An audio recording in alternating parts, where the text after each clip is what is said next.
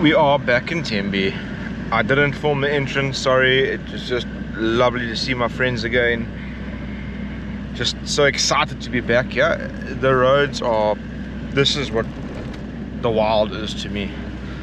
Sand roads, thick scrub forest like this, and you never know what's going to be around the corner. We could go around the corner and drive smack bang into a large bull elephant. It's such an amazing park. I know a lot of folks come out here and they don't have good sightings. With us, traditionally I rave about the reserve because when we do come here, it's never less than 4 days at a time. And obviously the more time you spend somewhere, the higher your chances are of having good sightings, which inadvertently it raises your opinion of the place that you're at. I know we spoke about that about Mthimkhulu, saying that we didn't see bugger all there, so it's, you know, you need to remain unswayed in your views just because you didn't see any animals. But now, in a contradictory fashion, I know we're going to have a pretty good sightings at Tembe, so already we're quite excited and worked up to be here. More so because I got my friend Rob from Adventure X with us. It's his first time out here, and I get really amped up when I have the opportunity to show people new things, and especially to take them to places they haven't been before. Completely round. They on the trees and they've fallen on the ground all over, so that's obviously the colour when they're round. Yeah, those are called monkey apples. We will stop just now. I will pick up some, cut them open, and I will show you and teach you all about them. So we're going to now go to Mahlasela Hard, which is the famous hard that more animals so far since we left reception than what we did at Mthimkhulu all the way to reception. Okay, so you see exactly what I say about sightings and the impression it causes and creates when you're in a reserve. Nonetheless, we're going to go to Mahlasela Hard now. It's the famous hard with the live webcam. You guys must Google, I think it's Africams, and Tembe will come up and you can watch the live webcam there and see all the animals come to drink.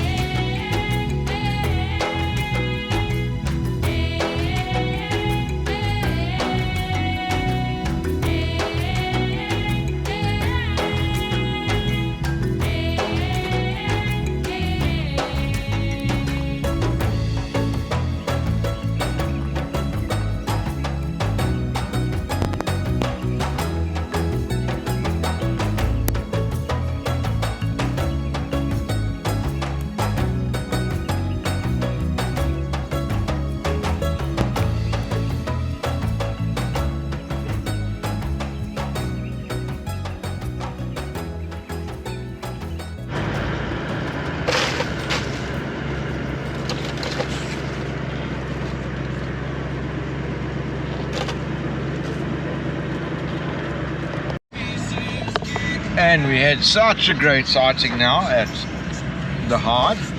Really stoked. It's always a hit and miss, especially it being dead smack bang midday, 30 degrees, bright sun, but we were really successful on that. About 15 ellies there at the watering hole. They fully submerged bath, mud bath, had a good drink, and the roads here are very bumpy, as you can see. I'm not exaggerating that. This is a wild place, but fantastic way to start. So let's hope that the high stays up high and it doesn't drop down now and we see bugger all until Wednesday. That has happened before, so let's hope that's not the case. We're going to make our way up to the Ponweni Rangers camp now, where we're staying, and get ourselves a little bit more situated. Check out these roads.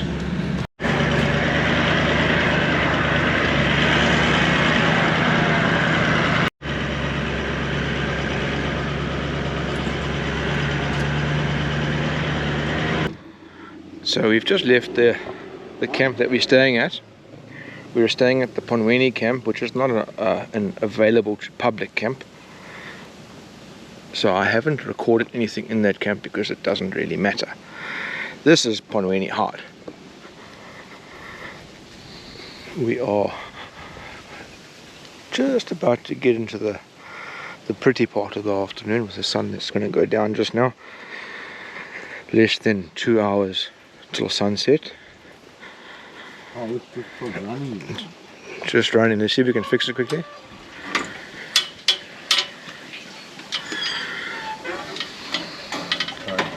That's true.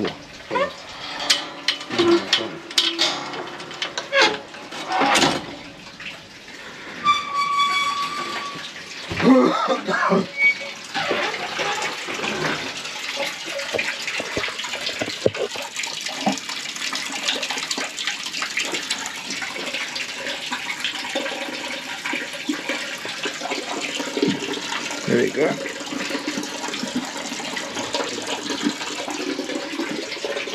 That's a lot of water wasted out here in the bush, but it's okay now.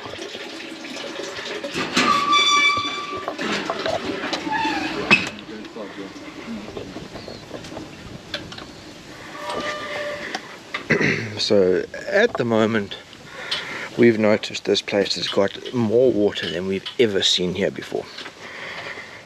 The swamp is laden with water. The causeway has water. Maslasela Hard has water. We're now going to go and check if Ponweni Hard has water, and I've never seen water in Ponweni Hard. I've seen mud, but never freestanding water. It's always a favourite of mine to do these little walks through the wooden passageways. You never know what you're going to find once you get into the hard.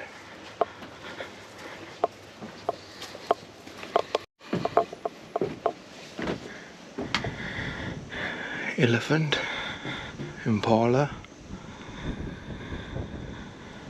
and that's that. Lots of water here. Plenty water. Hey, look at the amount of water here.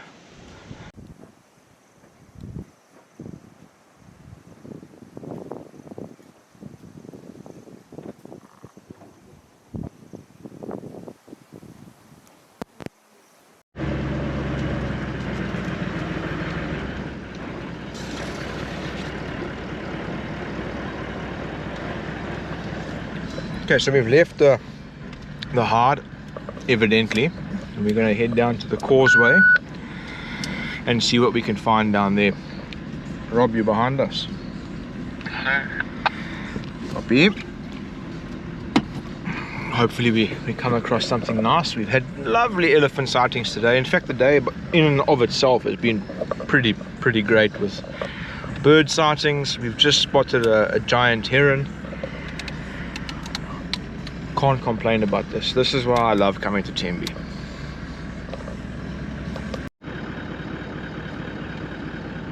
We just sat here and enjoyed such a gorgeous sunset over the swamp. Really beautiful. No animals, but still a great experience. We're running this 40-litre Engel in the back seat. This is our drinks, our bar fridge. So that is only switched on in the morning, and then it's switched off again in the evening because it's hooked up to the crank battery. It just keeps the drinks cold. In the rear of the vehicle, we have, in this little side here, is an upright 65-litre pantry fridge where all of our fresh stuff goes and our condiments. And then in the back there's an 80-litre deep freeze, so we've got no fresh meat with us, everything's frozen. Take it out as we need it, and if we need to defrost it, we just defrost it in the engine bay after a drive. It thaws out really quick that way. How beautiful is that sunset?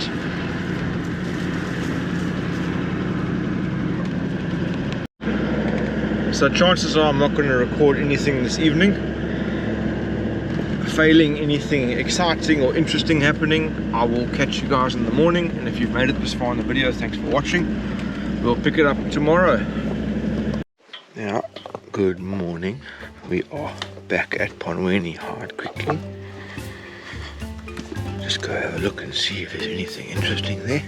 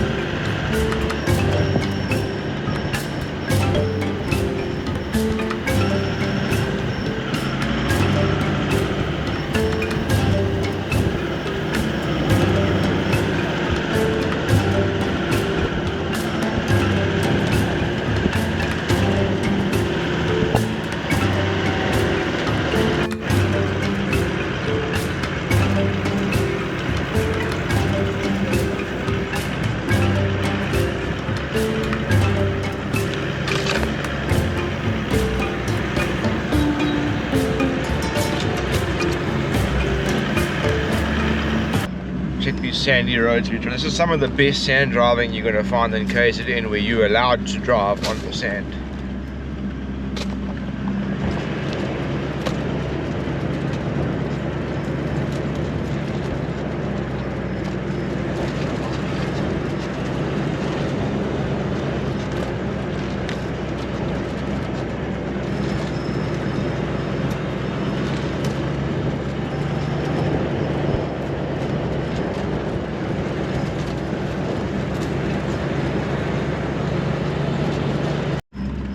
So the speed limit varies from 10, 15, 20, 25 k's depending. It often looks a lot faster on the GoPro, but I mean, that's kind of the speed that we've been doing. We've slowed down now because of a really rough patch. We're down to about 5 now. We're back up to, at this current speed, is about 15. So it doesn't look as fast in real life as what it does on the camera, so don't shit yourselves that we're speeding. We're not.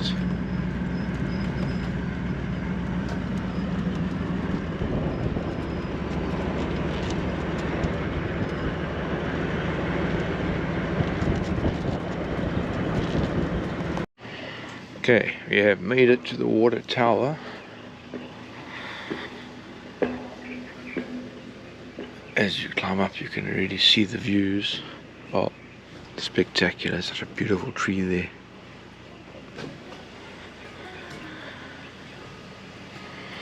So they fenced it off because the elephants will come in and they rip up these pipes to get to the clean fresh water.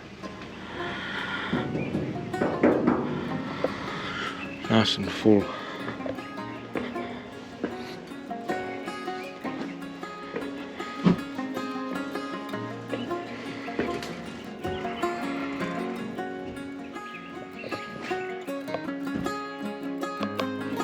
And here we are at the top.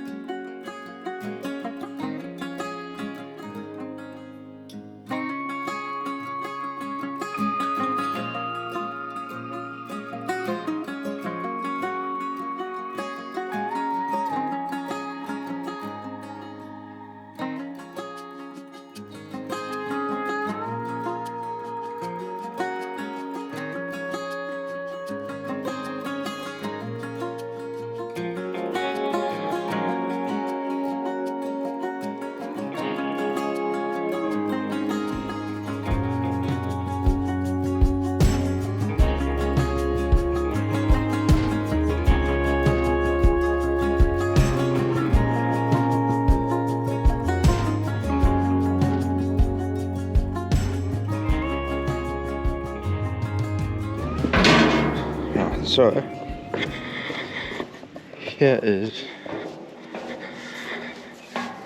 footprints. These are older ones, but it will still give you some indication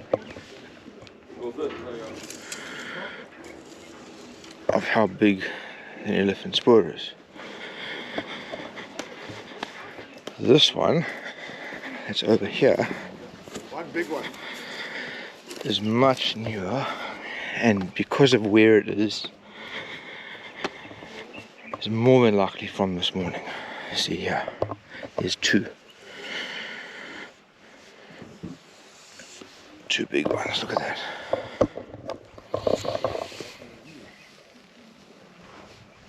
That's crazy. Check here. Unbelievable. So we've come around. We've parked on this side of the waterhole. Rob, my buddy, and Sarah saw a lion chase a nyala around that clump of trees just below my finger. But with this nyala now making an appearance, it's pretty much telling us that the female lion they saw is no longer in the vicinity. Unsuccessful hunt, sadly. So we're still sitting here watching all the ellies bath and swim and cavort in the water, which is stunning. So quiet, so peaceful. The only sound we have is me talking and the fridge in the car.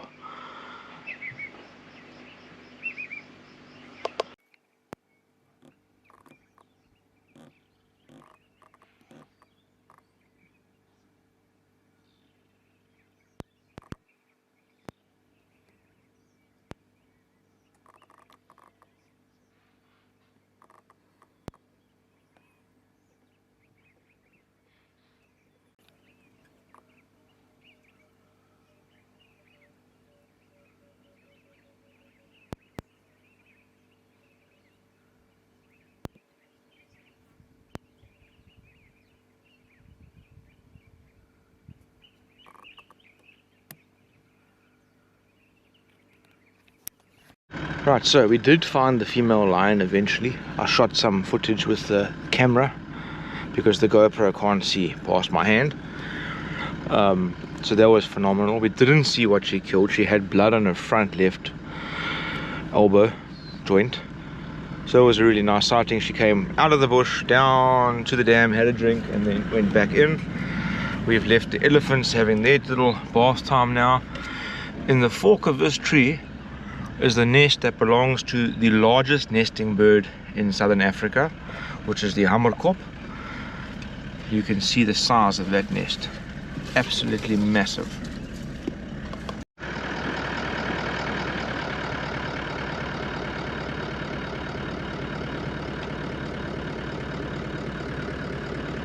You pull up next to us, Rob, on the left, on my left, on next to us. On that fucking lala. Deep in this Latina. This is the problem with the GoPro, guys. It doesn't look like you can see much there, but that's maybe 20 meters from the car. Just off into the bush. He's busy scratching him. 10 meters, you think? Okay, the buddy says 10 meters. Scratching himself on a burnt out lala palm there. Then just behind it is another one throwing dust. Lekker, man. Hot. 31 degrees Celsius. We're coming back around now. Another one. Also scratching Oh, himself. lekker, man. They're all scratching themselves on Oh, that one's facing us. burnt out things. Yeah. So this is the section of swamp between the west and this is the east swamp road.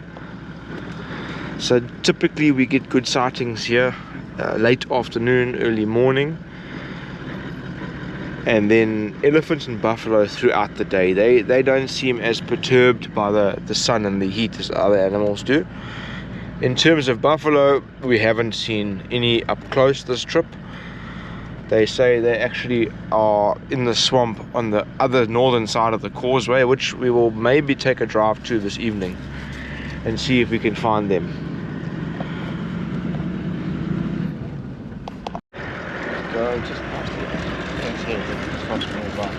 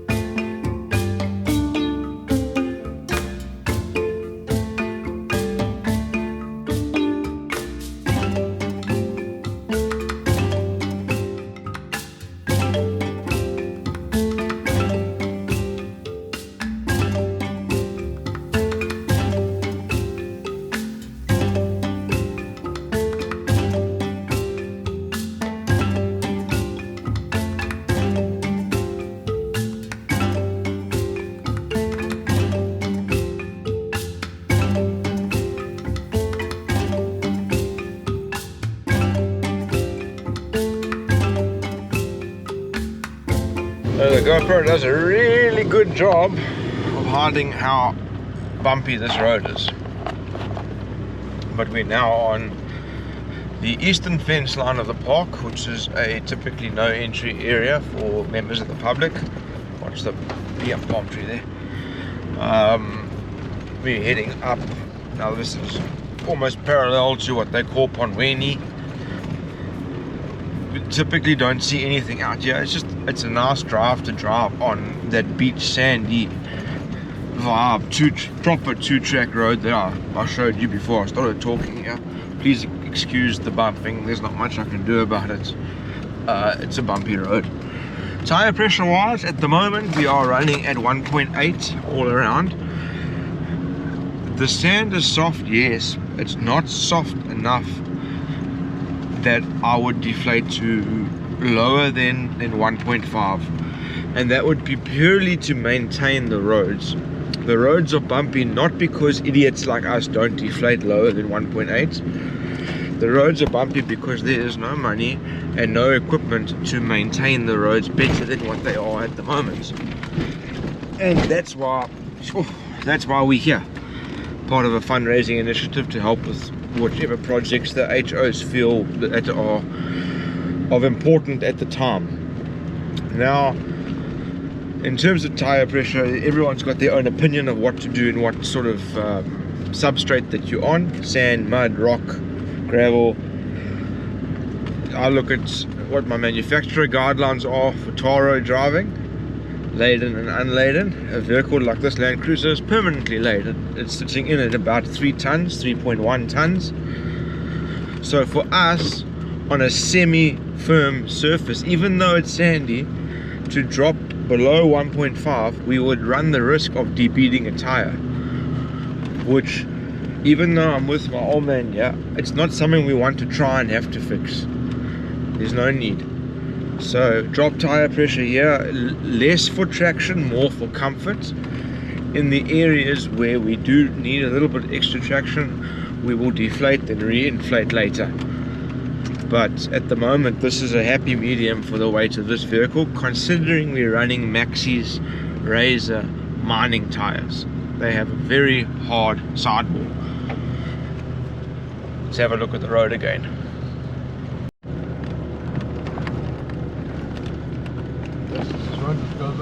Yeah, it goes right up. Coming to a fucking T-junction. Yeah, we're going to have to turn around and come back. Yeah, I'll come here.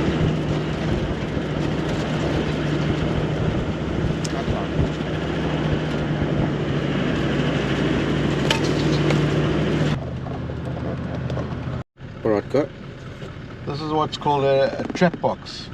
So it's a box with a bit of beeswax inside. So any hives in the area will smell the beeswax and come along, investigate the thing, and when the hive splits or moves on, it'll come and take up residence in this box. Once it's in this box, the guys will check it periodically and they'll find there's a hive in there. They will then seal the hive up and put it into, move the bees into a proper bee box. And then this will be strung along areas where the elephants break out. They will have them at periodic intervals. I'm not sure. I think I said 50 meters. Maybe 50 meters, and then if the elephants come there, these things will be wired to like a tripwire. So if the elephants kind of try and touch it, they'll shake the hive, and the bees will come out and investigate who's flipping messing with them. And the elephants will hear the bees and then get the flipping hell out of Dodge. There we go. That's the theory. So To the elephant expert. That's part of the current research testing that's being done here. This is what a lot of the fundraising done by the honorary officers go towards, to assist research like this and trial out these new things. So like my dad said, they assist in the relocation and implementation of moving around colonies of bees. Here's another box. And the secondary, or what I would assume is the runoff benefit, is the elephants apparently don't like bees. This is what the researchers have told us. Now what they try and do is once they get into the area and the bees come out of their hive, they then irritate the elephants, the hum, the sound of them flying around, I assume, and it causes the elephants to kind of go off in a different direction away from that. So you can see there's another one here, and that's what those are for. So new, it wasn't here when we were here last year, so that's a new development, which is cool. Nice to learn and see things. So we're leaving. This is the exit of Ponweni camp. So Ponweni camp is not a public campsite. Yeah. So that's not open to the public. It's the old ranger station, rangers sort of outpost here. This is the spot that sort of separates the south of the park from the north of the park. We're heading up now to the northern tip of the park. There is a suspension bridge that crosses the river that has apparently collapsed. I'm gonna go check that out. Then we're gonna turn to the left and head inland and basically skirt along the fenced border between Mozambique and South Africa. We call it a cut line. It is a cut line, but typically it's a servitude road for the military and relative organizations to patrol and maintain. There's not the best animal sightings out there. There's a little red duiker. However, it's a nice road, nice views. It's a great experience for the guys that are with us. Rob hasn't been out here before, so we'll make sure we give him the full Tembe tour.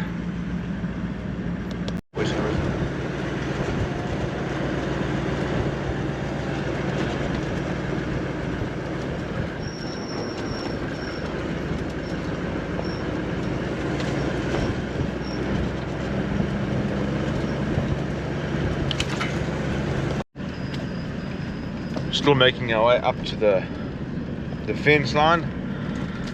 Seen lots of spur, no big game as yet. The normal nyala, impala, couple of mongoose, whichever tickles your fancy better. Red duiker. Bird life has been a bit scarce this morning, but the bush has gotten quite thick now.